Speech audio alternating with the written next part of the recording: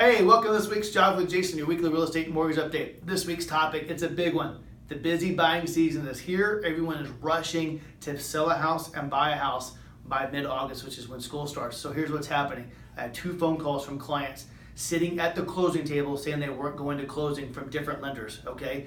They were told they're qualified.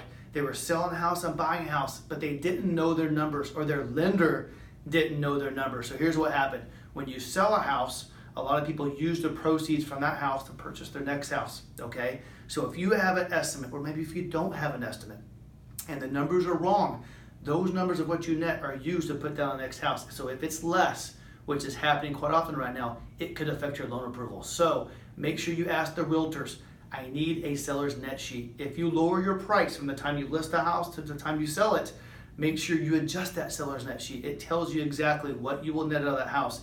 And if for anything, it puts the ball back in your realtor's court. So it's always good to have a really good realtor who can calculate these seller's net sheet correctly. And that way the lender knows, hey, this is how much money we have to play with.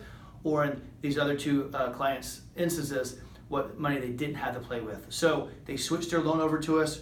We reworked their deal. We put less down. There's ways to do this, but it's really sad if you get to the closing table and you don't know these numbers, because it will affect not only your timing, but the timing of the next person buying the house. So if you have any questions, if you need a good loan consult, if you need to talk to a lender that knows their numbers or knows what numbers you should have, give me a call at 281-882-8888.